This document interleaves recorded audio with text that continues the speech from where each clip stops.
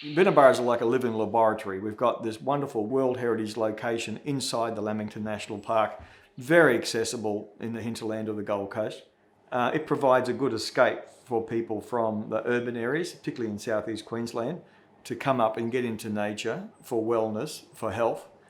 I first heard about Binna Burra, experienced it in 1972, Bundaberg State High School school camp. So like many hundreds, perhaps thousands of people had their first experiences here because of a school or educational experience.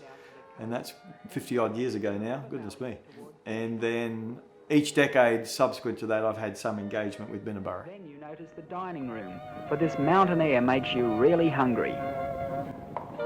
In the Gold Coast hinterland, firefighters are still trying to contain a blaze that's burning out of control in Lamington National Park and already destroyed more than 10 properties. The historic Binna Burra Lodge, nestled within rainforest in the Gold Coast hinterlands, has burned down. Early on the Sunday morning, the 8th of September, the fire jumped the road and started to come up the hill towards Binna Burra and destroyed the lodge in the early hours of the Sunday morning.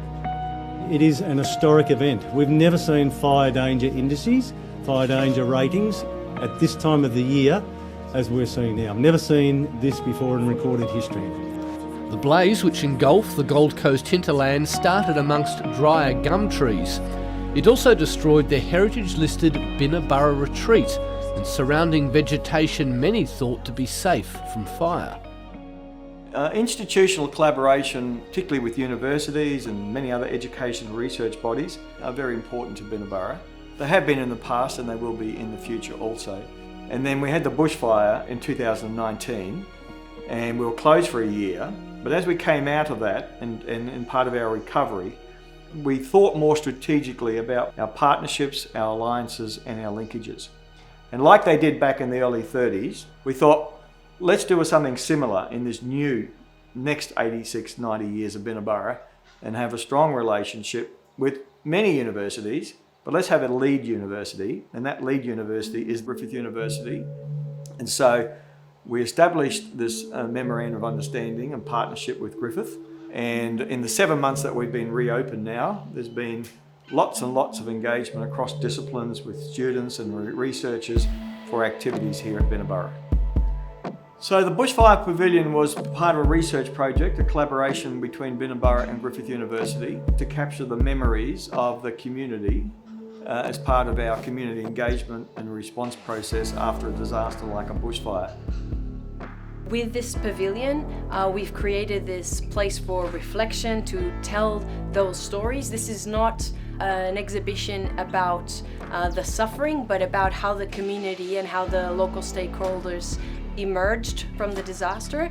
And so by creating that, and hopefully in the future by expanding this to include other stories, to include potentially other natural disasters, we can really create a hub where people can come to reflect about the impact of natural disasters and how we can become more resilient.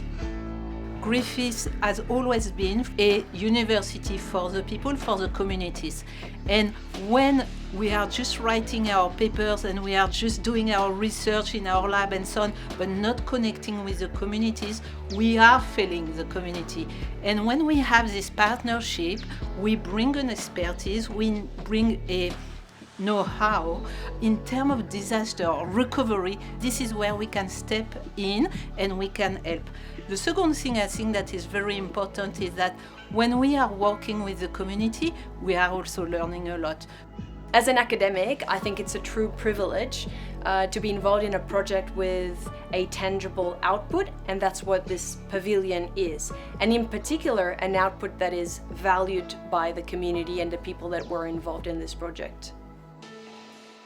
Our partnership should be long-term, and this is how we will make things sustainable and contribute to a better future for all.